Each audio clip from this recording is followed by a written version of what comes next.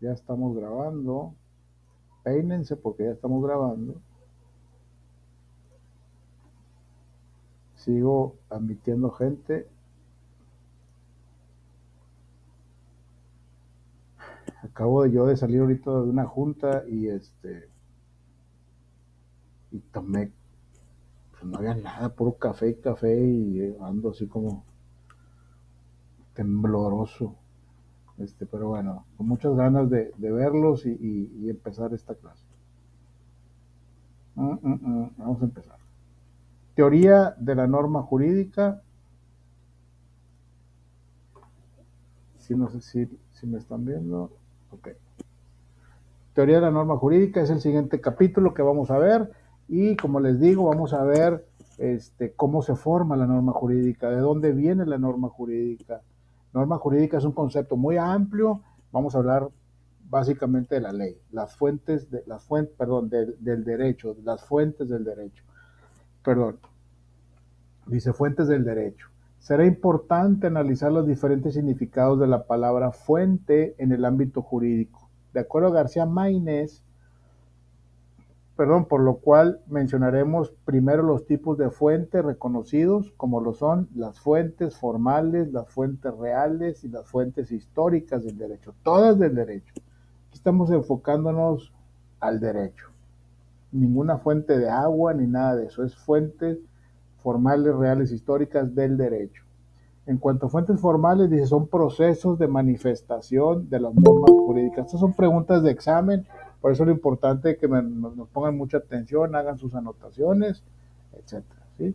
Y las fuentes reales son los factores y elementos que determinan el contenido de dichas normas, ¿sí? Y la fuente histórica son los documentos, papiros, libros, etcétera, todo lo que tenemos de sustento en la historia, de estadística y todo para darnos y formar un criterio y en base a eso formar leyes, ¿sí? ¿De acuerdo? Entonces, fuentes formales, procesos de manifestación de las normas jurídicas, ¿sí? Fuentes reales, la fuente real es lo que te permite crear la fuente formal. Si la fuente real es el sustento, la razón, los motivos por los cuales estamos creando una fuente formal, ¿sí?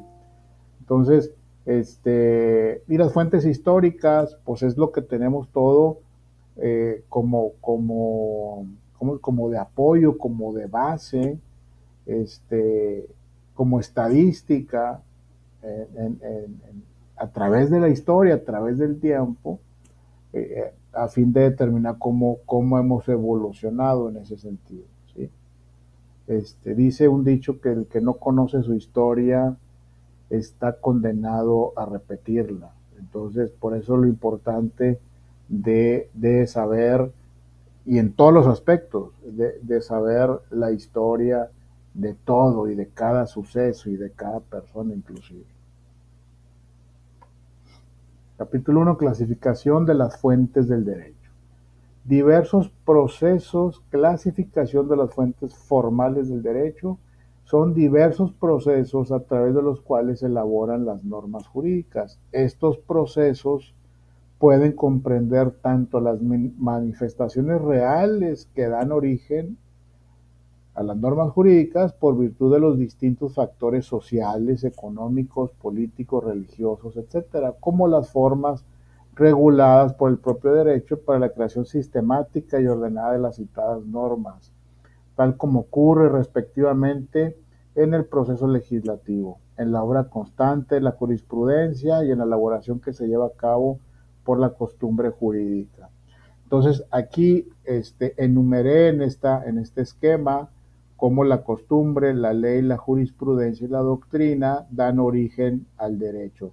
Son las fuentes del derecho, determinadas cada una en su función específica, ¿sí? La costumbre, la ley, la jurisprudencia y la doctrina. Y ahorita vamos a ver qué significa cada una de estas. La costumbre, por ejemplo, como fuente de derecho, que yo, bueno, está determinada que la fuente de derecho, como la costumbre, es la principal fuente, es la que originó el derecho en el principio en la historia, ¿sí? Dice, la costumbre se forma de dos elementos, uno material, que consiste en la repetición de un proceder o comportamiento, y el otro espiritual o subjetivo, que se hace radicar en la convicción de obligatoriedad que existe en el ánimo popular respecto al citado proceder o comportamiento. No sé si ustedes han escuchado el dicho que dice, me sonó a pleonasmo, este, el dicho que menciona o el dicho a que se refiere que la costumbre se hace derecho, ¿sí? Precisamente así es, los dichos por algo son, y denotan una gran verdad. La costumbre, eh, como dice aquí, como un proceder o un comportamiento se hizo derecho, ¿sí? Por ejemplo, en la época de los romanos, por decir un ejemplo, este, toda la gente tenía que estar, por ejemplo, dentro de sus casas o cuevas, etcétera, a las 7 de la tarde, ¿sí? Después de esa hora no podía haber nadie fuera de sus viviendas, porque el que estuviera fuera se consideraba que andaba haciendo algo malo. Entonces, todos, sin haberlo escrito, sin haberlo mandado, sin haberlo estipulado en algún papel, toda la gente a las 7 se metía a sus casas, ¿sí? Nadie les decía que lo hicieran, simplemente así lo hacían. Y eso se hizo una costumbre, ¿sí? Se hizo una costumbre, se hizo una tradición hacerlo así, ¿sí? Entonces, esa costumbre posteriormente se escribió en un papel y se hizo ley, ¿sí? Entonces, ahora sí, las personas que estaban afuera de esa hora, pues pudieran eh, tener como consecuencia una sanción, ¿sí? Entonces, y así muchas cosas fue como se fue, todo lo que era costumbre, todo lo que era tradición y que se consideraba importante y como beneficio a la sociedad, se empezó a escribir, se empezó a, a registrar en libros o en papiros en aquel entonces, y eso se fue formando una ley. Entonces, a la hora que imagínense ustedes, en este ejemplo que les doy, de la gente que se metía a su vivienda a las 7 de la tarde, cuando llegaban gente nueva, no sabían de eso, porque ellos no saben de esa costumbre, les decían, oye, tienes que estar a las 7 de la tarde en tu casa, ¿por qué no estás a... ¿Y por qué? ¿Y por qué no puedo estar después? Porque aquí lo dice, ya está escrito, y esa es una directriz, es una costumbre que finalmente la escribimos, y así tiene que ser. Ah, bueno, está escrito y ahí, pues bueno, lo voy a hacer, ¿no? Y así se fue formando, así se fue formando, y la costumbre hoy es considerada como una fuente de derecho. Todavía hoy la costumbre es una fuente de derecho, ¿sí? En el libro la define de esta manera, dice definiciones principales de la costumbre jurídica, ¿sí? Porque estamos hablando de una fuente de derecho, entonces costumbre jurídica, como definiciones célebres de la costumbre por la autoridad y prestigiosos autores, tenemos los siguientes. La costumbre es un uso implantado en una colectividad y considerando por esta como jurídicamente obligatoria. Es el derecho nacido consuetudinariamente. ¿Qué significa consuetudinariamente? Que nació solo. Nadie lo impuso. Nadie te dijo cómo era. Simplemente la gente, porque era más conveniente, porque les era más cómodo, se fue creando, entonces por eso se llama consuetudinariamente.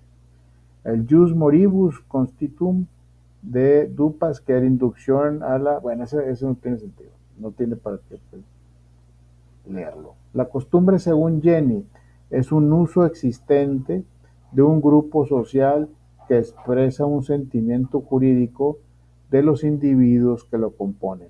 Entonces, todo es una tradición, un uso, una costumbre, una forma de hacer las cosas que después se vuelve ley. ¿Sí? Y lo vemos en nuestras casas, por ejemplo. ¿Sí? Todos los días vamos a comer a la 1 de la tarde. ¿Sí? Todos los días. Y ya se hace, y si llegas a tu casa y son las 2 de la tarde y no está la comida hecha, y dices, oye, pero espérame, ya te pasaste 1 hora. ¿Sí? Pero ¿cómo? ¿Por qué? Pues es que es a la 1, siempre es a la 1, ¿por qué hoy no es a la 1? Y empieza a haber ahí un conflicto interno dentro de una vivienda, porque es que ya es costumbre comer a la 1. ¿Sí? Y así muchas cosas, ¿no? Ulpiniano precisó que la costumbre es el consentimiento tácito del pueblo inveterado por un largo uso. Consentimiento tácito. ¿Qué significa tácito? Igual, parecido o como sinónimo de consuetudinariamente. Tácito es que no está escrito, sino que está ya en la mente de las personas, y por eso se le dice tácito. ¿Sí?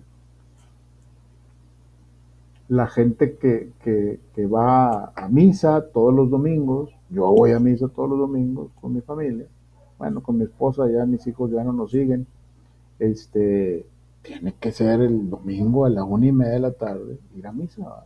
Si no vas a esa hora, pues como, híjole, pues ya venimos tarde a misa y pues nadie te lo está exigiendo, no está escrito en ningún lado. Entonces, son costumbres, ¿sí? Pero cuando es una costumbre que se hace de todo un pueblo y se ve que es conveniente, pues entonces lo hacen ley. Eso era en la antigüedad. La ley y el reglamento. Una regla de derecho directamente emanada del poder legislativo y sancionada con la firma del jefe de Estado o promulgada por él a través de un decreto. La promulgación tiene un triple objeto: atestiguar la existencia de la regularidad de la ley, ordenar su publicación y dar a los agentes del poder un mandamiento de ejecución. Esta es otra fuente de derecho. Primero hablamos de la costumbre y ahora hablamos propiamente de la ley y o el reglamento. ¿Sí? Las leyes que se generan hoy en día por el presidente. Cuando hablo del jefe de Estado, estoy hablando del presidente. El presidente tiene esa facultad de crear leyes, ¿sí? La pasa al Poder Legislativo, o sea, al Senado, para que esa ley se apruebe o se rechace totalmente o se rechace en algún punto particular y se revise. Pero si es una vez que esa ley es aprobada, esa propuesta de ley que manda el jefe de Estado, o sea, el presidente, una vez que está aprobada, se hace su promulgación o su publicación, ¿sí? Entonces, ¿para qué sirve la promulgación? Atestiguar la existencia de la regularidad de la ley, atestiguar que esa ley existe, que ya existe esa ley, ¿sí? Con ciertas variables y ciertos reglamentos y ciertos protocolos que se tienen que llevar, ¿sí? Ordenar su publicación y dar a los agentes el poder, un mandamiento de ejecución. O sea, el poder, ¿quién es el poder? El poder judicial hará las veces de vigilar que esa ley se cumpla y si no se cumple, esa ley en automático tendrá aparejada una sanción, ¿sí? Ya sea desde una sanción administrativa hasta una privación de la libertad. ¿Sí? Entonces, el jefe de Estado promulga esa ley, es aprobada esa ley, ¿sí? Se ordena su publicación, ¿sí? Y a final una vez publicada, le da en automático al Poder Judicial un mandamiento de ejecución para el caso de que alguien no la cumpla. ¿Sí?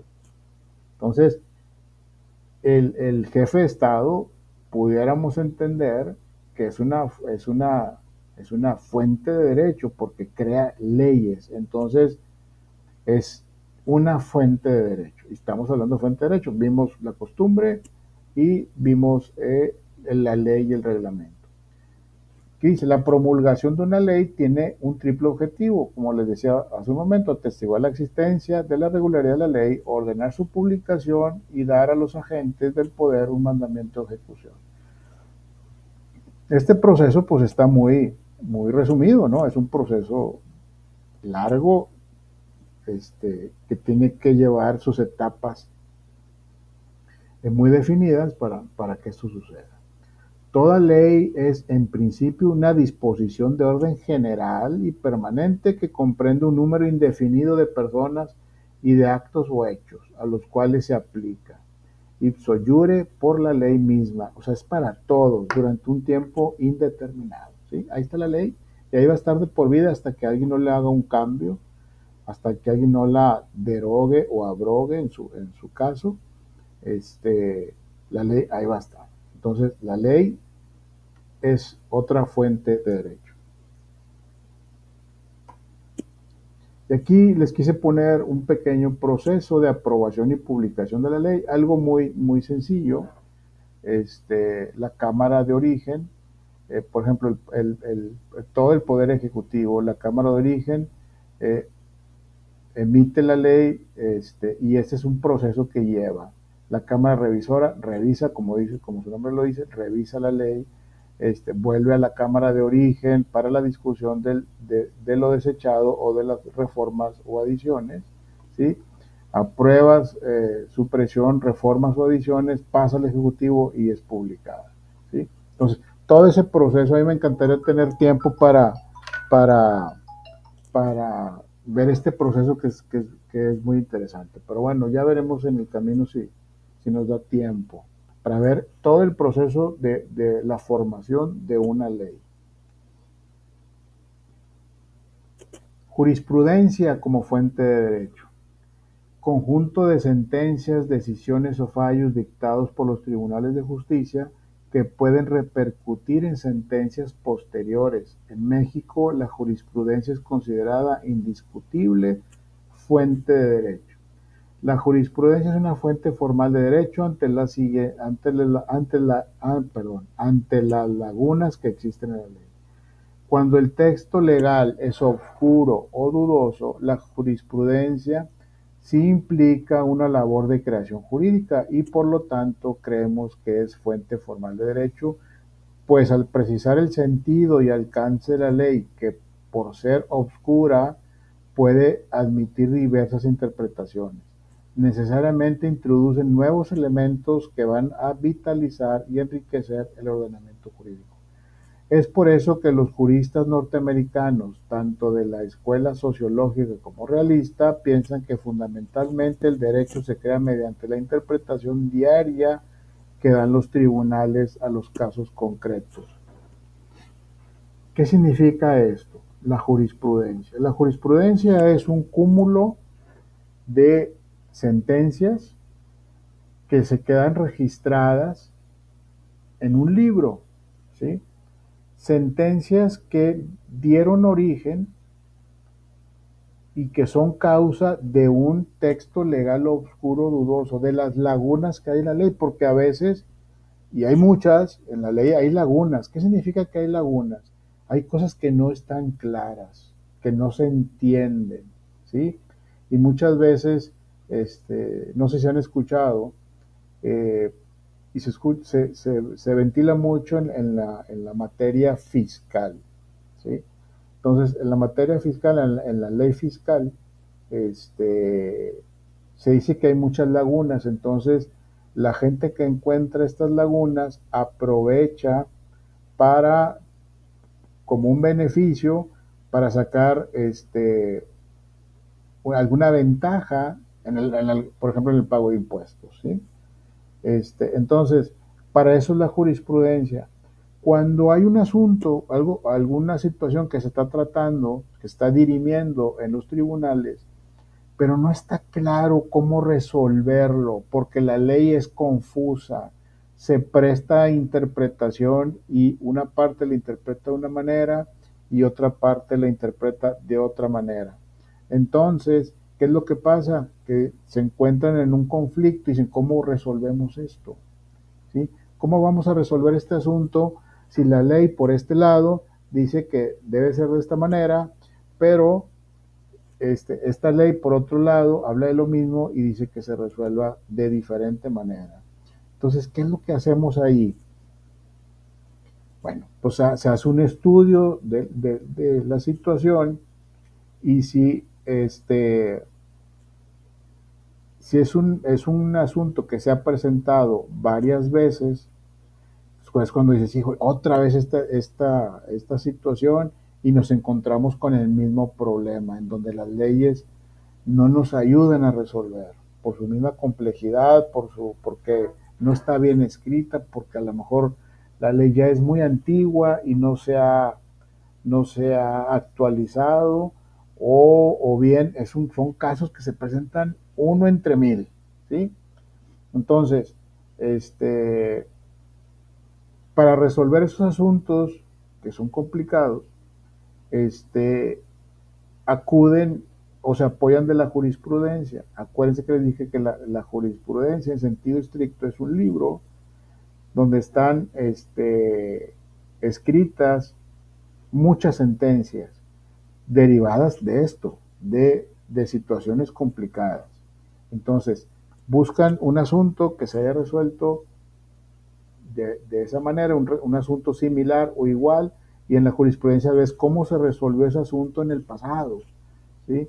Entonces, tú sustentas tu demanda, ¿sí? A la hora que traes, tú eres abogado, ya estás en ese asunto y no sabes cómo resolverlo, y tú en tu demanda sustentas cómo resolverlo, ¿sí? El abogado de una de las partes dice hay que resolverlo así, y la otra parte dice no, hay que resolverlo así. O yo exijo mi derecho porque la ley dice esto, pero también la otra parte dice yo exijo mi derecho porque la ley me dice esto, y todo eso se contrapone. Entonces tú te vas a la jurisprudencia, buscas un asunto similar y ves cómo se resolvió. Ahí está en la jurisprudencia, está registrado. Entonces tú dices, ¿cómo se resolvió ese asunto? Entonces, una de las partes tendrá que revisar la jurisprudencia y decir, ¿sabes qué?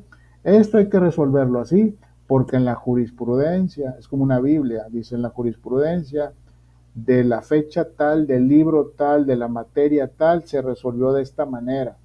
Entonces, por ello, exijo que se resuelva de esta forma, ¿sí? Entonces, para el juez será un apoyo, ¿sí? Para poder emitir una sentencia, ¿sí?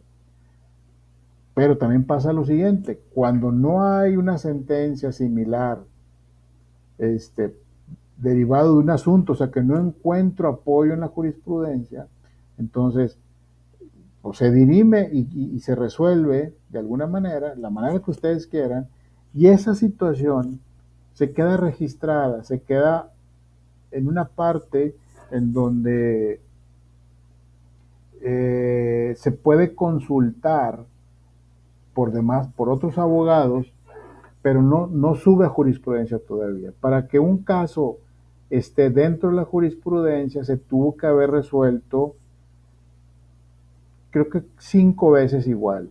5 veces igual para que ese caso se suba a la jurisprudencia y se registre en la jurisprudencia. ¿Para qué? Para que sirva de apoyo a otros abogados, a otros asuntos, para poder resolver temas que tengan una contradicción entre leyes, ¿sí? Que te haya una laguna y que no se puedan resolver. Entonces, la jurisprudencia es un libro que ahí vienen muchas sentencias, ¿sí? O sea, una sentencia es una resolución, es la parte final de un problema, de un asunto que se llevó entre abogados, ¿sí? Entonces, cuando yo voy a resolver un asunto complicado, reviso la jurisprudencia. A ver cómo lo resolvieron este caso en otros momentos, ¿sí? Entonces, yo con eso me apoyo para resolver, ¿sí? Y si no está en la jurisprudencia, pues entonces va a ser un caso nuevo, candidato para que sea registrado en jurisprudencia. Pero para que sea candidato se tiene que presentar al menos 5 veces igual, de diferente gente, etcétera, pero casos muy similares, se resuelven de igual manera. Cuando pase 5 veces, ese es el candidato para subirlo a la jurisprudencia y queda registrado. ¿Sí? No sé si me explico. ¿Alguna duda, alguna pregunta o me regreso? Maestro, entonces se tendrá que hacer una investigación. Sí. Perdón, ya no la escuché. A ver, voy a dejar entrar gente. A ver, bueno, aquí tengo varias manos levantadas. Vamos a darle orden a esto. Doctora Emiret Jurisprudencia, Vargas. ¿hay alguna página o se investiga o cómo? Sí, a ver, permítame tantito, Silvia, permítame. A ver, doctora Miret Vargas Troas, ¿quiere decir algo? Sí, maestro, creo que era más o menos la duda de Silvia. Sí. Ok, a ver si entendí bien. En la jurisprudencia ya están los casos que se resolvieron. Y, por ejemplo, si quisiéramos investigar o si quisiéramos checar esos casos que no están todavía en la jurisprudencia, ¿existe algún documento o alguna donde se pueden revisar? Sí, en los tribunales. En los tribunales donde estás dirimiendo tu asunto, en los tribunales te darán información de que ese caso se está registrando casos de ese tipo para ser candidatos a jurisprudencia. En los mismos tribunales. Pero eso sería, por ejemplo, en un lugar específico. Y para saber en el resto de la República, no existe algo. Sí. Primero cuando hay cuando hay un caso complicado, derivado de esta contradicción que les digo a veces de las leyes, por interpretación o por laguna, lo primero que hay que hacer es consultar la jurisprudencia. Lo primerito, la jurisprudencia, a ver si está registrado un caso similar o igual en la jurisprudencia para que te apoyes tú en cómo resolverlo, ¿sí? Porque ahí dice cómo se resolvió ese caso. ¿Sí? Entonces, perfecto, entonces ya vi cómo se resuelve, etcétera. Si no se resolvió, si no hay ninguno similar, pues tu caso va a ser el primero, entonces, pues de alguna manera se tiene que resolver. Entonces, esa resolución queda registrada en el tribunal y el aparato administrativo del tribunal tiene la obligación de reservarlo en algún punto para que cuando se hagan 5 casos similares, esos se suban a jurisprudencia. Pero sí, en los tribunales tú tienes que pedir a la administración del tribunal, estoy resolviendo este caso. El juez, más bien, el juez que está conociendo de ese asunto, tendrá que pedir información de si hay un caso que se haya resuelto igual sin llegar a jurisprudencia, porque primero ya checaste en jurisprudencia, no está ese caso.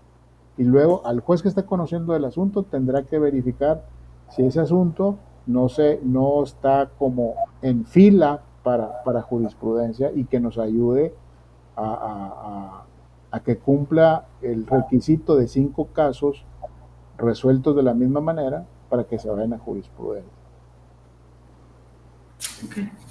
Gracias, Nadia. De nada. Teresa de Jesús. Sí, maestro, buenas noches. Buenas noches.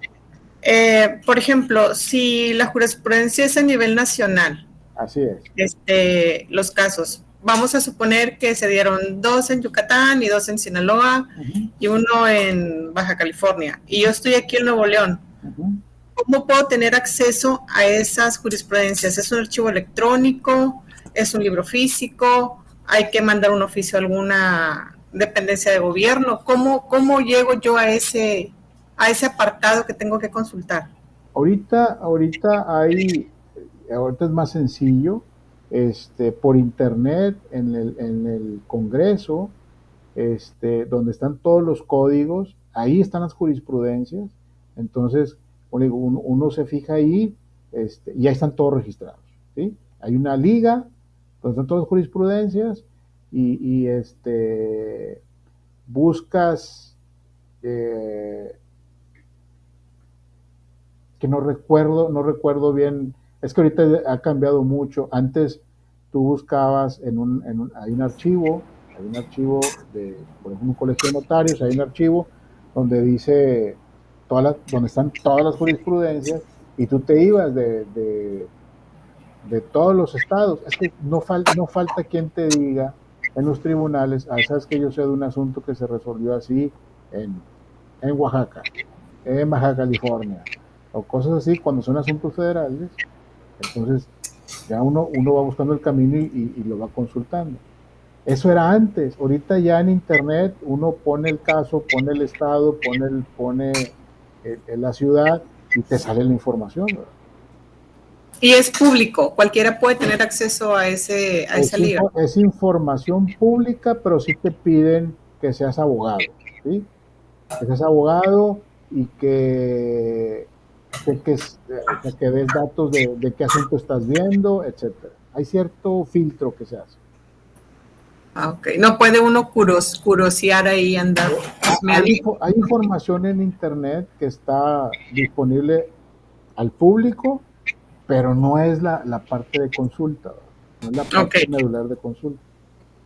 De acuerdo, gracias, maestro. De nada. Silvia, me quedé con usted. Es que se cortó, ya no le escuché.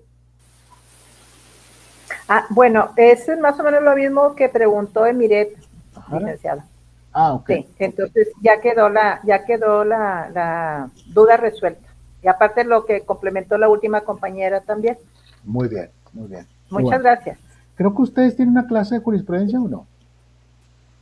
Mándeme. ¿Ustedes tienen una clase de jurisprudencia o no? En primero, ¿no? No. Pues ahorita entre las 6 que tengo en el primer tetra, no me toca. Entonces yo creo que eso a lo mejor es en segundo. No recuerdo, hay una clase de jurisprudencia por ahí. Bien interesante que está, muy interesante. Bueno, continuamos entonces.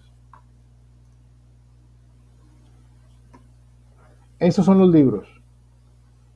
Estos son los libros de la jurisprudencia como fuente de derecho, jurisprudencia en materia civil, sistematizada, 1996, tomo 2. Entonces, cuando ustedes van a sustentar algo en su demanda y de acuerdo a la jurisprudencia en materia civil de 1996, tomo 2, de la ciudad tal, este tema se resolvió así, en la página tal, se dice, haz de cuenta. Aquí dice repertorio de jurisprudencia, 1800, volumen 1, o sea, son como Biblias, ¿no? Es más, aquí vamos a ver un videíto, no me acuerdo que tenía esto por aquí. ¿Sí lo quieren ver o no? Maestro. Disculpe, maestro, tengo 2 nietecitas aquí que aún no llegan por ellas. Ok. Discúlpeme, me distraje y no lo escuché. No se preocupe, que ya le estaba informando que si quieren ver el video o no. Como que eso lo voy a poner aunque no quiera. Sí, queremos. Sí, claro, maestro. Okay. Sí, igual sí puede dejarlo para las la liga mujeres para vivimos verla intensamente, después. amamos, reímos y Pues, celebramos juntas los momentos que llenan nuestro mundo de color. Por eso elegimos Palette, que deja nuestro cabello de color intenso y duradero, haciéndonos sentir radiantes. Palette, de color vivo. Prueba la nueva colección Chocolates Deluxe de Palette. Castaños intensos hasta por 10 semanas. Hola, ¿qué tal?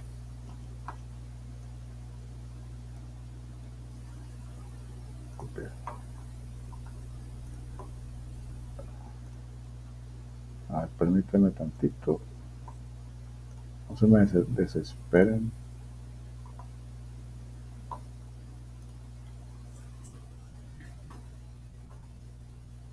¿Usted está buscando una residencia permanente para los Estados Unidos y es profesional en las... Hola, ¿qué tal?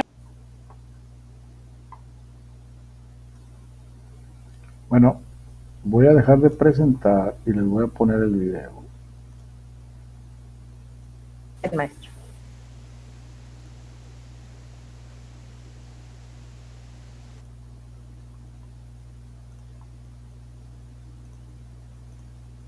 Bienvenidos, bienvenidas, bienvenidos a El Derecho es para Todos. El día de hoy, ¿qué es la jurisprudencia?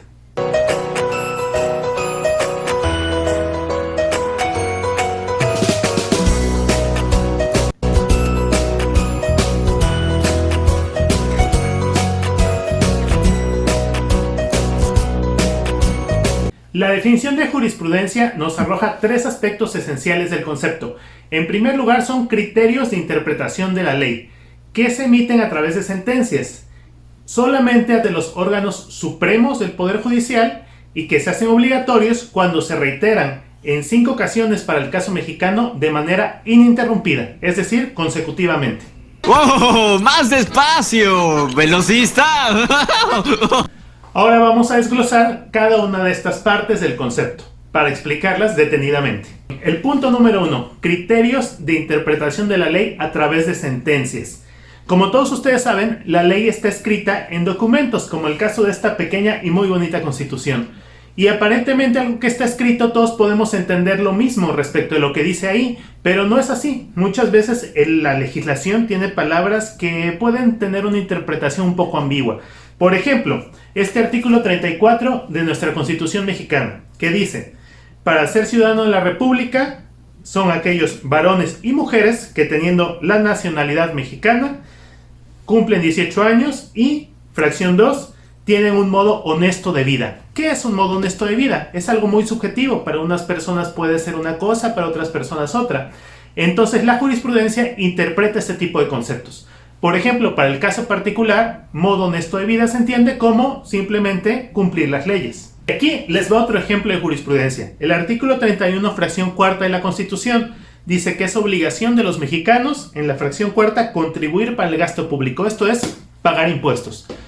Alguien puede interpretar, y ha tratado de interpretar en este caso, bueno, si el artículo literalmente dice es obligación de los mexicanos, entonces los extranjeros no tenemos que pagar impuestos en México. Y esto es parcialmente cierto. Si un extranjero solamente viene de visita y no genera riqueza en nuestro país, no tiene la obligación de pagar impuestos. Pero cuando este extranjero trabaja en nuestro país, genera riqueza, entonces respecto de esa riqueza, respecto de esa fuente de ingresos, sí tiene que pagar impuestos a nuestro país. Y eso, bueno, digamos que la ley no lo dice claramente, pero la jurisprudencia lo ha interpretado de tal manera. Segunda característica, solamente pueden emitir jurisprudencia como tal los órganos supremos del Poder Judicial. Ustedes saben que el Poder Judicial es aquel que se dedica a aplicar las leyes, se integra básicamente por los jueces de la nación. En este sentido, estos jueces están organizados por una jerarquía claramente definida y solamente los de más jerarquía son aquellos que emiten criterios jurisprudenciales. Para el caso mexicano es la Suprema Corte de Justicia de la Nación, ya sea funcionando en pleno o en salas, o los tribunales colegiados de circuito. Los demás emiten criterios sí, pero no constituyen jurisprudencia. Última característica del concepto, la reiteración. Para que la jurisprudencia sea obligatoria no basta con una decisión, esto regularmente, después vamos a ver un caso particular, sino que tiene que reiterarse este criterio de interpretación. Para el caso mexicano, el criterio más común es que se reitere en 5 ocasiones consecutivas. Esto es decir, se plantea un caso sobre un artículo que se tiene que interpretar. En ese caso, los jueces interpretan que es A. Después, en el caso 2, interpretan otra vez que es A. Y así sucesivamente hasta que se integren 5 casos consecutivos. Respecto de la reiteración, les decíamos que hay una pequeña excepción, porque también se puede constituir la jurisprudencia en un solo caso. Esto es por contradicción. Como hay muchos tribunales colegiados en el país y el derecho tiende a ser bastante complejo, puede darse el caso que tribunales colegiados tengan tesis de jurisprudencia distintas, diversas, que tengan criterios totalmente opuestos sobre el mismo asunto de ley. Entonces, cuando esta situación se presenta, la jurisprudencia se resuelve por contradicción de tesis por la Suprema Corte de Justicia de la Nación. Y en ese caso, en esa sola sentencia, la Corte establece cuál es la jurisprudencia que debe prevalecer. Pero para que se dé la contradicción, antes tendría que haber existido otras 2 jurisprudencias por reiteración que son opuestas en sus criterios. La jurisprudencia es tan relevante como fuente del derecho que entre los abogados hay un dicho común que reza de la siguiente manera: bueno, eso dice la ley, pero hay que ver qué dice la jurisprudencia. Porque muchas veces los criterios de interpretación están más avanzados que la ley. Y si bien tú solamente te basas en lo que dice el código, puede ser que estés atrasado y que no puedas alegar todos los argumentos que tienes para un caso si no revisas la jurisprudencia. Otro caso bastante relevante de jurisprudencia, la unión entre parejas del mismo sexo. La Suprema Corte de Justicia de la Nación ha determinado a través de tesis jurisprudenciales que esta es legal en todo el país y que es discriminatorio aquellos artículos de las entidades federativas que prohíben a las personas del mismo sexo contraer matrimonio. Por lo tanto, si una persona vive en un estado, en una entidad federativa, por ejemplo en el caso de Veracruz, donde no se permite el matrimonio entre estas personas, a través de un amparo, aplican la jurisprudencia y entonces sí se les permite casarse. Por eso es muy importante la jurisprudencia como fuente del derecho. Si ustedes tienen que consultar jurisprudencia, actualmente es bastante fácil. Antes teníamos que revisar en libros y libros cuáles eran los criterios con base en índices y prácticamente leer una por una.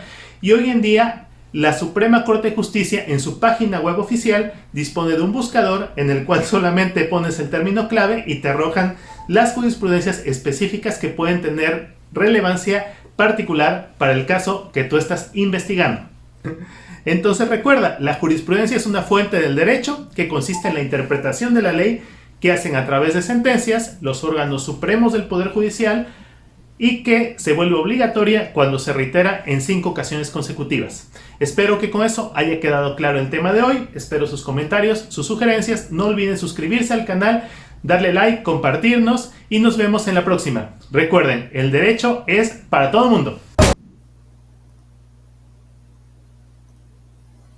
¿Qué tal? Excelente, muy bueno, gracias. Muy interesante. Interesante. Qué bueno, qué bueno. Sí, muy bien, hermano. Pues, básicamente eso es. Lisette Ovalle, ¿quiere decir algo? Me levantó la mano Lisette Ovalle. Profe, perdón, se me activó solo. No se preocupe. Bueno, continuamos entonces.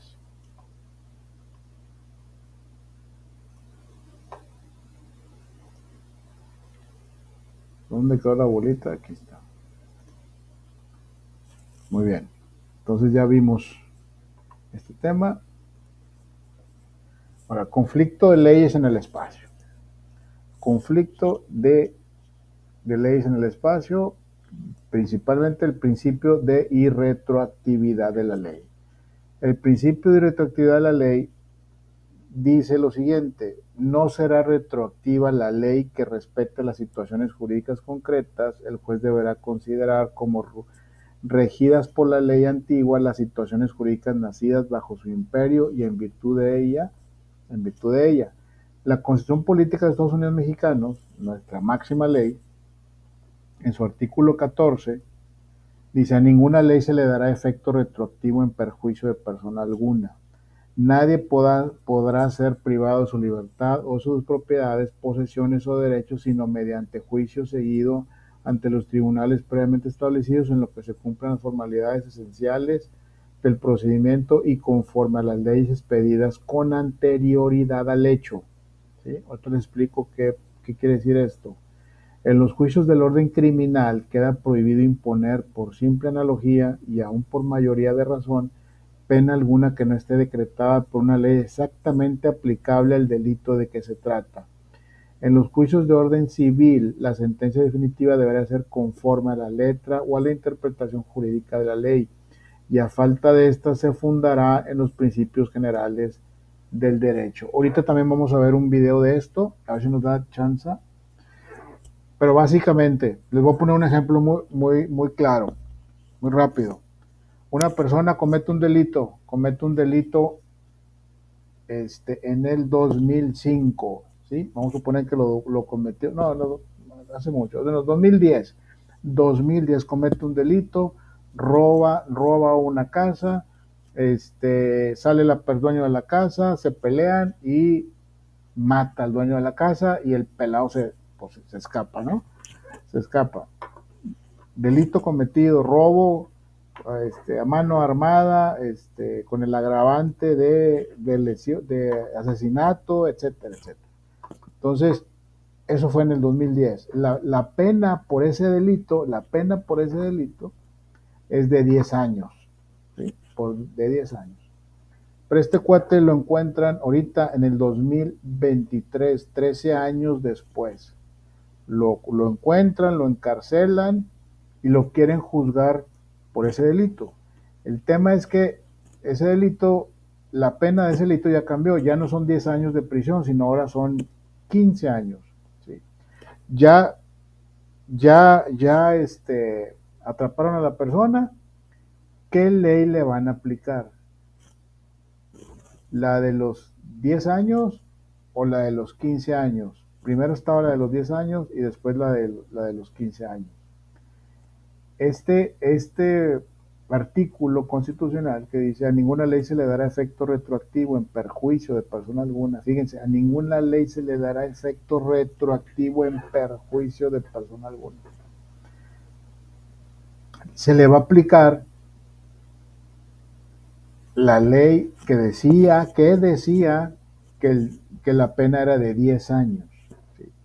Y ustedes dicen, ¿pero por qué? Pues aplíquenle la de 12, ¿verdad? Ya cambió la ley, aplíquenle la de 12, la de 15 años, perdón. No, porque bajo este precepto constitucional dice: a ninguna ley se le dará efecto retroactivo en perjuicio de persona alguna. ¿Sí? Entonces, se le va a aplicar la de los 10 años. ¿Sí? Una, porque fue en ese momento cuando la ley estaba vigente, y la otra es porque es la que le beneficia. ¿Sí? Así es, se escucha mal, pero así es. Entonces, si no se le va a poner la ley de 15 años porque le perjudica, entonces se le va a poner la ley de 10 años. Por eso dice: a ninguna ley se le dará efecto retroactivo en perjuicio de persona alguna. A eso se refiere este precepto constitucional. No sé si veamos el video, porque si no, no vamos a alcanzar. A ver. Pero es importante.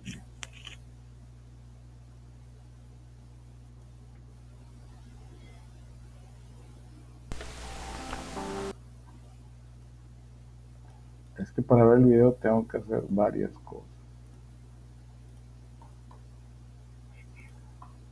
Pero yo creo que sí lo vemos, ¿no? Para que no se me duerman.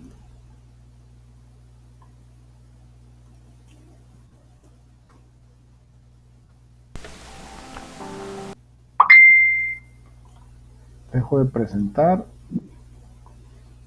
y les muestro el video. Acuérdense, principio de irretroactividad de la ley. Irretroactividad en perjuicio de persona alguna.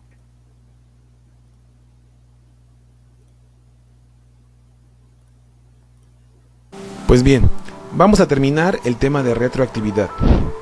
A manera de membranza, nada más recordaré de manera general dos reglas que se estipularon en el segmento anterior. Primera regla: la norma jurídica siempre surte efectos desde el momento en que se inicia su vigencia hacia el futuro, del presente hacia el futuro, nunca del presente hacia el pasado. Segunda regla: la norma jurídica que se debe de aplicar para resolver un conflicto es la que fuese vigente al momento en que se crea el acto jurídico. Y vuelvo a aclarar, no importa que la norma jurídica haya cambiado, no importa que una norma jurídica sea la vigente cuando se crea el acto y ahora sea vigente otra norma diferente cuando se inicia un juicio. La regla es: vamos a aplicar cuál era vigente al momento en que se crea el acto jurídico, y esa es la que deberemos de aplicar para resolver nuestro conflicto.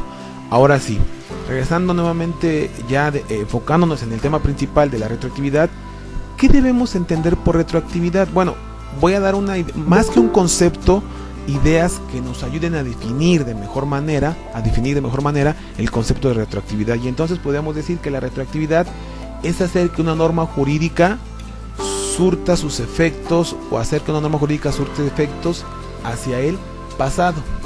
Y entonces, si nos damos cuenta, la retroactividad es una excepción a la regla general. La regla general es: la norma jurídica surte efectos del presente hacia el futuro.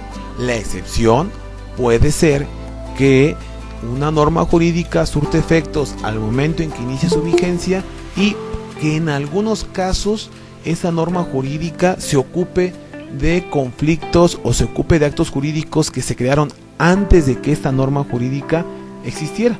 En el segundo punto de la diapositiva que tenemos a la vista, precisamente lo que dice es que lo que hace la retroactividad es que surte efectos cuando dicha ley no era vigente. Es llevar los efectos de la ley hacia atrás, hacia el pasado. Dicho esto, entonces yo me atrevería a decir: la retroactividad la podemos definir como un efecto que tiene la norma jurídica y a través del cual se logra que una norma jurídica surte efectos en el pasado cuando dicha ley no era vigente aún. Entendido este pequeño concepto de retroactividad, entonces entendemos que lo que se logra con la retroactividad es hacer que una norma jurídica pueda retroceder en el tiempo y surte efectos o ser obligatoria, inclusive en algún momento cuando la ley todavía ni siquiera existía.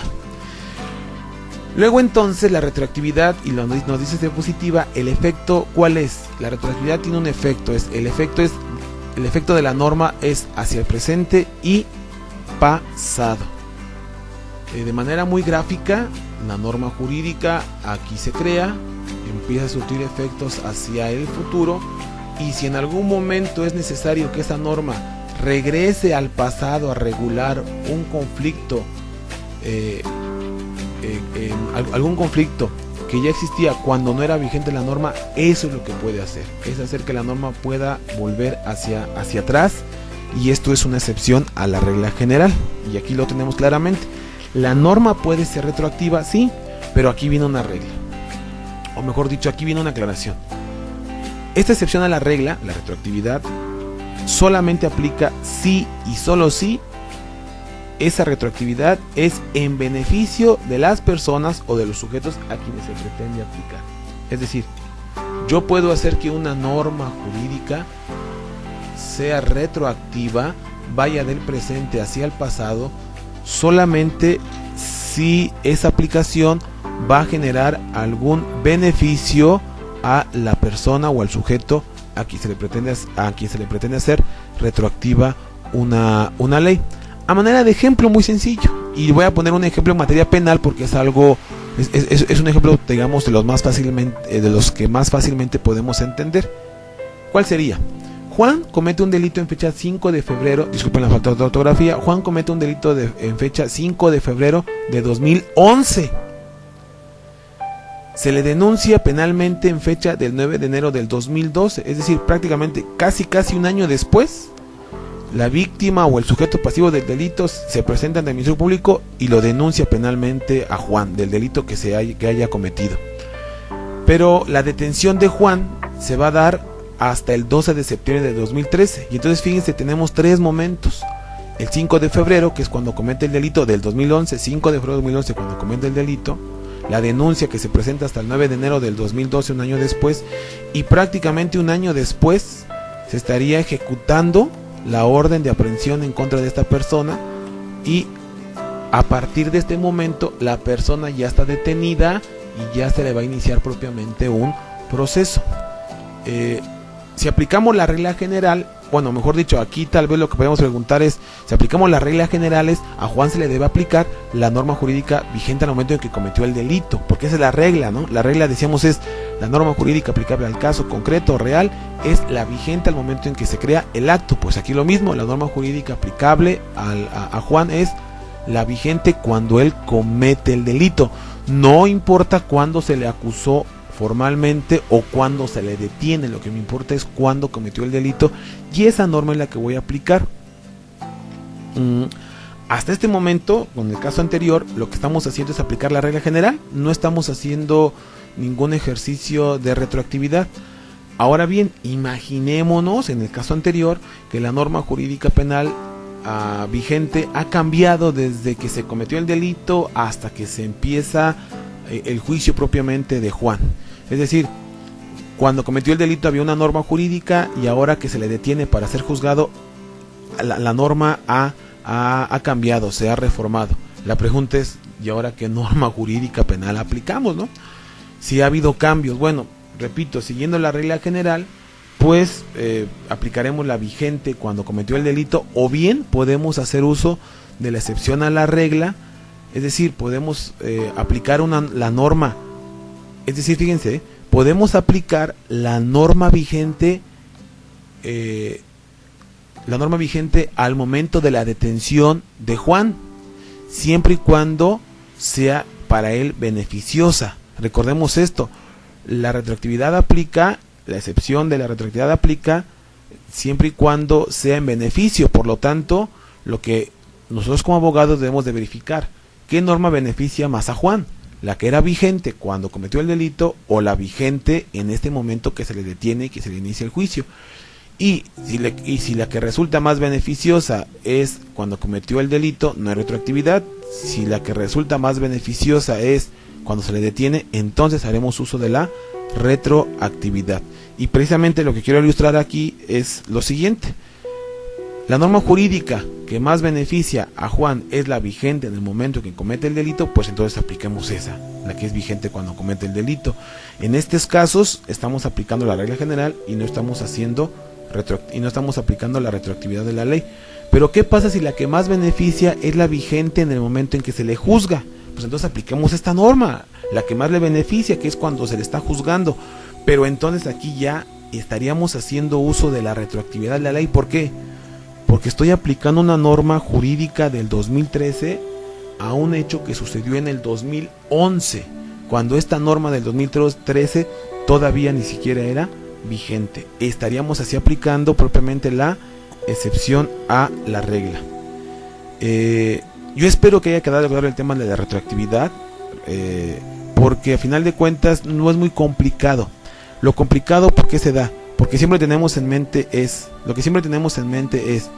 la norma jurídica que debo de aplicar es la que tenemos cuando se nos presenta el conflicto. Hoy llega a mi despacho una persona, me plantea un problema y inmediatamente. Perdón, lo tuve que quitar por la hora.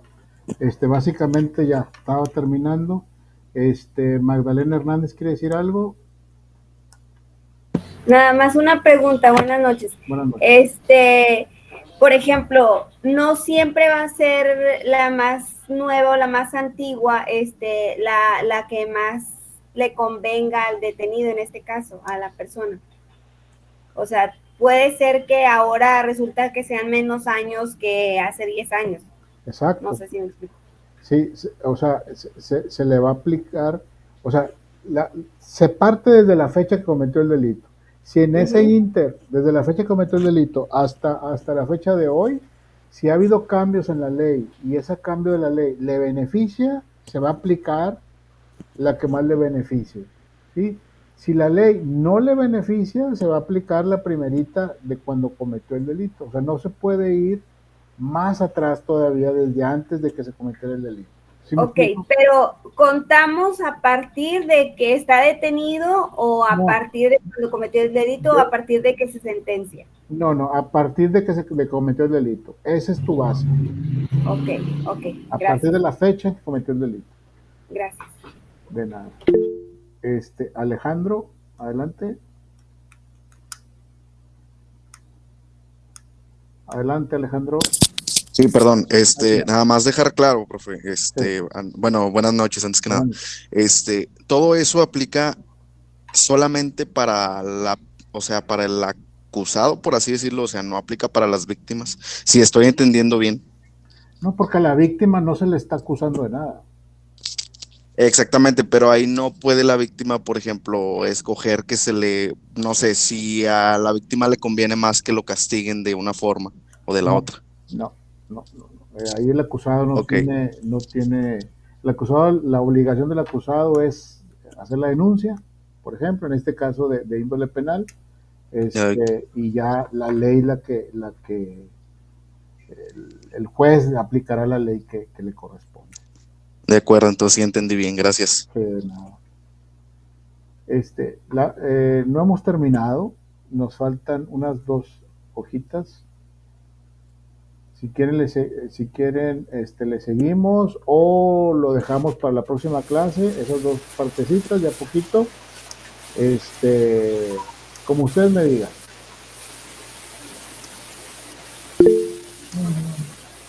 Le seguimos. Pues yo por mí de la mayoría. Puede seguir, maestro. Bueno, vamos a seguirle. Sí, yo también. Bueno, vamos y en la última clase. Sí, vamos a seguirle. La mayoría no tienen clase, perfecto. Yo lo hacía porque si tenían otra clase. Perfecto, vamos a seguirle, ya no falta mucho. Muy bien. Entonces, bueno, ese tema ya lo vimos. Ahora es conflicto de leyes en el espacio, la aplicación de leyes en el espacio y el territorio. Conflicto de leyes en el espacio se refiere al espacio territorial en donde la ley puede y debe ser aplicada, y en el caso que para un mismo asunto se pretenda la aplicación de distintas leyes que se contraponen, determinar cuál de ellas prevalecerá por encima de otras, ¿sí? Como en toda creación de ley, tiene que haber supuestos. No es la excepción que en la aplicación de las leyes en ciertas situaciones encierre un conflicto de aplicación en cuanto a su competencia y vigencia. ¿A qué me refiero con esto? Cuando se comete, otra vez hablamos de índole penal, cuando se comete un delito, por ejemplo, se cometió un delito en Nuevo León y luego se fue a Tamaulipas, y en Tamaulipas cometió otro delito y luego lo atrapan en Ciudad de México.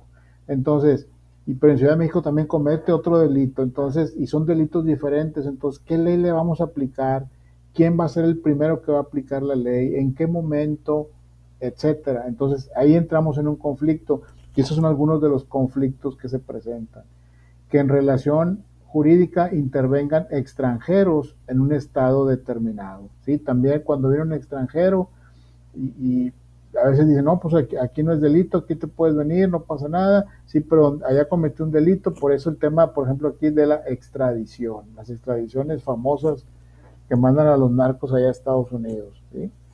Que intervenga un nacional con uno o varios extranjeros, que el acto se ejecute por nacionales, pero debe tener aplicación fuera del estado de que se trate, que el acto se ejecute por nacionales, pero beneficie o perjudique a extranjeros, que el acto se celebre en el extranjero, pero debe ejecutarse en territorio nacional, que el acto se celebre por extranjeros y debe ejecutarse en territorio de un estado distinto, que puede ser el de alguna de las partes o diverso. Por ejemplo, pasa con los, había escuchado, yo no veo ese tipo de temas, pero en los ductos de Pemex, por ejemplo, cuando descubrieron, no me acuerdo si fue, no me acuerdo, creo que Sinaloa, por allá, Sonora, no me acuerdo, por allá descubrieron un huachicoleo, como le dicen, un ducto que estaban sacando gasolina, pero ese ducto pasaba por terrenos de una empresa formalmente establecida. Entonces, estaban sacando gasolina de ahí, gasolina o petróleo, no sé, gas, no sé, no recuerdo, ¿sí? Entonces,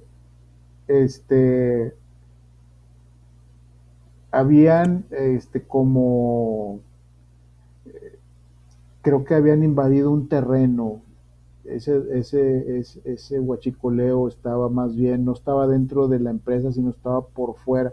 El ducto pasaba por la empresa, pero hacía un quiebre ese ducto y luego estaba entre un terreno y el otro donde estaban sacando esa gasolina o ese energético, ¿sí? Entonces, es un delito federal porque es Pemex, ¿sí? Es un delito federal.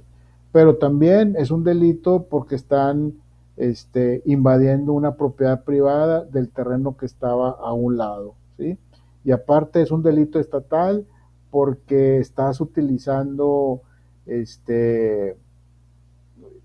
manejando material peligroso, ¿sí? Sin las medidas de seguridad, entonces era un delito. Entonces era un delito federal, un delito estatal y un delito municipal. Entonces era un conflicto de cómo resolverlo, pero como el delito federal, la ley federal está por encima de la ley estatal y municipal, pues entonces primero se llevaron esos cuates o la sanción fue primero del delito por el ámbito federal y luego por el estatal. Entonces pues es un relajo. Ese tipo de conflictos se le llaman conflictos de aplicación de leyes en el espacio.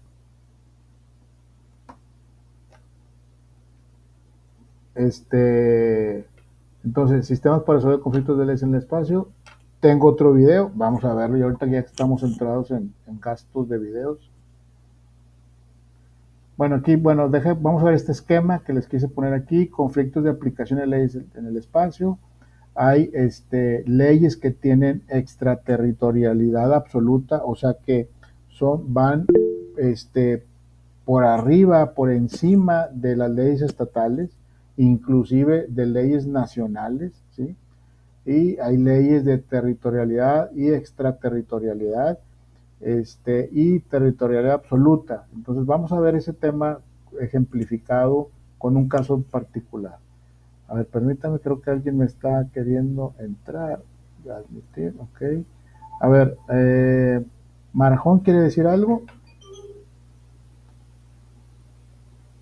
Marjón Alejandra López González, ¿quiere decir algo?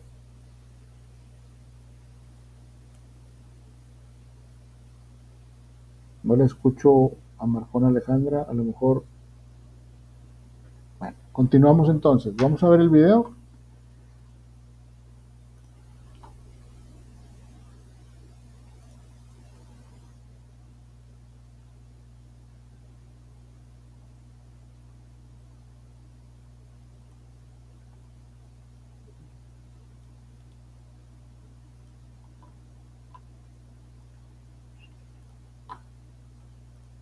Rápido por aquí.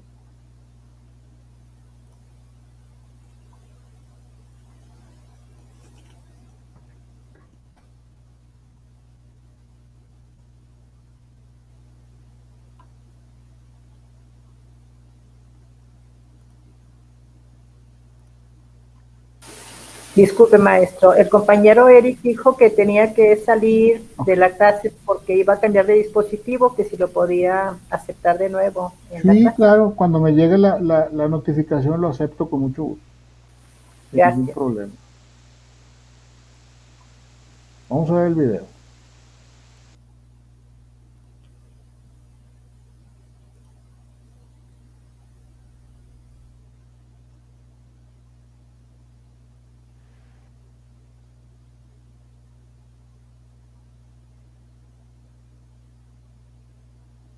Hola, ¿qué tal? Bienvenidos a su clase de Derecho Internacional Privado. Vamos a continuar desarrollando lo relativo a los sistemas para la solución de los conflictos de leyes en el espacio o convergencia de las normas jurídicas.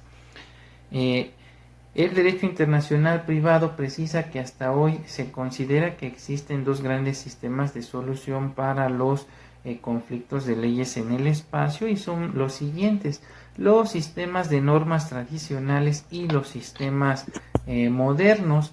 Los sistemas de normas tradicionales se dividen en tres sectores mismos, que son los siguientes. Tenemos en primera instancia lo que es el sistema nacionalista o de territorialidad absoluta, el cual indica que las normas se diseñaron con el fin de ser aplicadas exclusivamente en el territorio para el cual fueron creadas y que fuera de él no tienen ninguna validez, por lo que niega la aplicación de cualquier norma extranjera.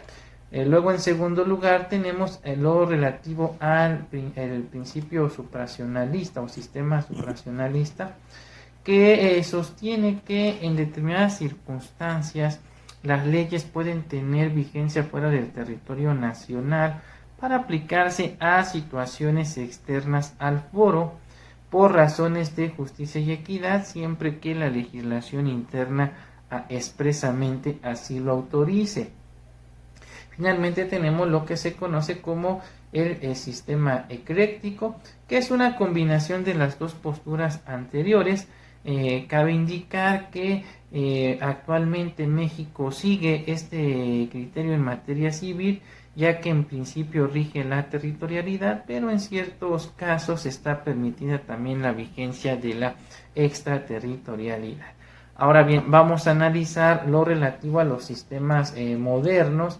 Estos agrupan a los métodos de reciente creación para la solución de los conflictos en el espacio y se dividen propiamente en tres sectores, los cuales son los siguientes. Tenemos en primera instancia lo que se conoce como el derecho uniforme o convencional, el cual propugna por el desarrollo de tratados internacionales que unifiquen los criterios de solución de los conflictos de leyes en el espacio, es decir, trata de darle solución a los conflictos en materia de derecho internacional privado a través de la suscripción de tratados o convenciones internacionales.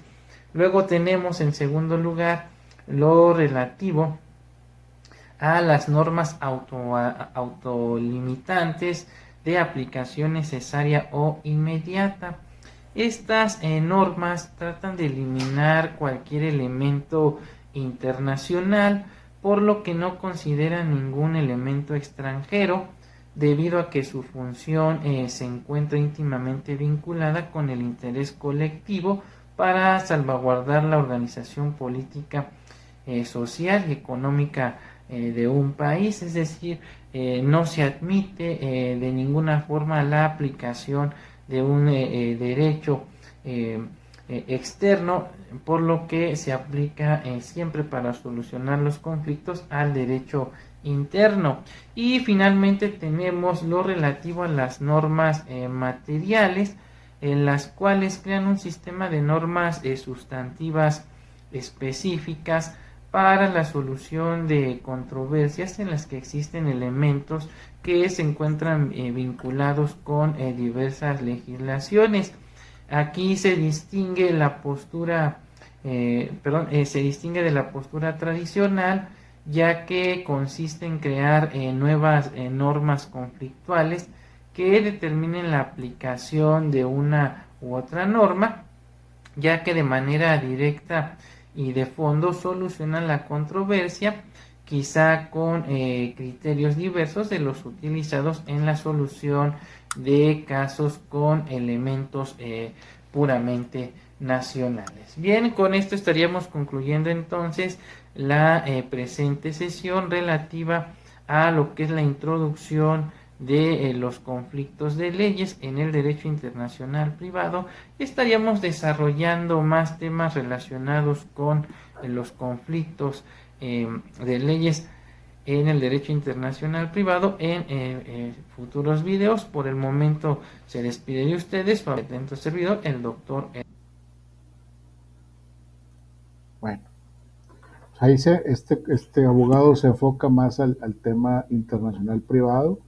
Entre países, eso se ve mucho en los temas comerciales, de comercio, de intercambio comercial, y se ven muchos conflictos, más que de aplicación de ley, de exigencias, de trámites. Por ejemplo, a mí me tocó ver contratos de arrendamiento con americanos, en donde, perfecto, sé que hay gente que se tiene que retirar, adelante. Les comentaba que yo veía contratos de gente americana hechos en Estados Unidos, pero nosotros los tenemos que registrar como empresa dueña de esos contratos aquí en México, y en México te pedían ciertas regulaciones que tenían que tener esos contratos de tipo industrial,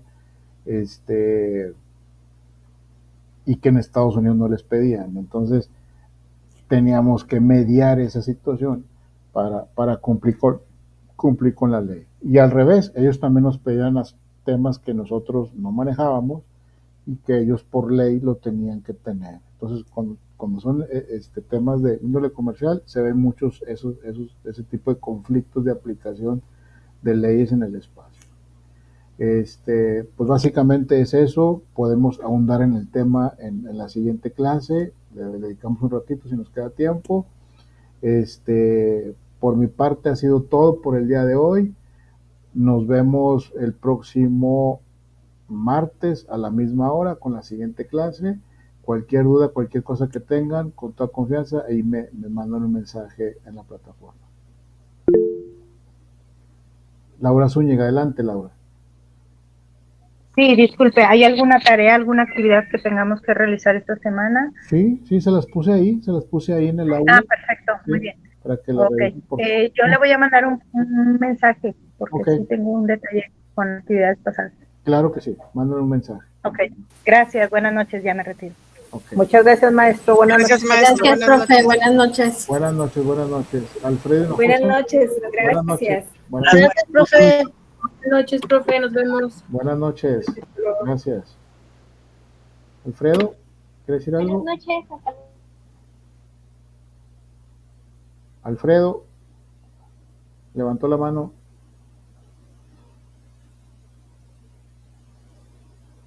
Bueno, que pasen buenas noches. Gracias por su tiempo y por su disposición. Buenas noches, maestro. Buenas noches. Excelente clase. Siga así, maestro. Buenas noches, maestro. Gracias. Gracias. Gracias. Dime, Alfredo.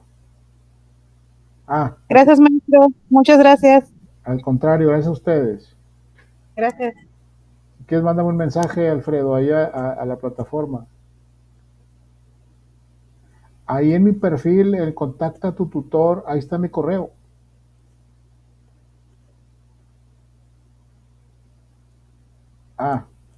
Ok, híjole, a ver, déjame te lo digo, es que no me lo sé de memoria, pero se me olvida. Ahorita mismo te lo paso.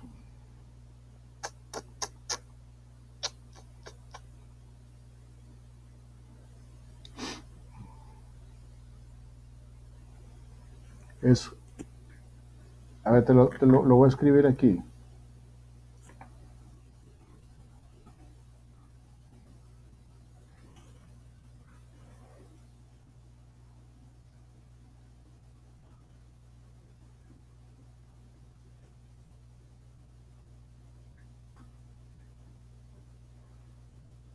Ahí te pasé el correo, Alfredo.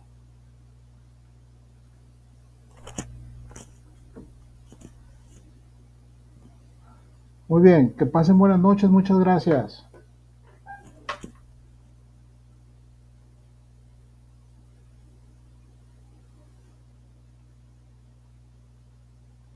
Igualmente, gracias.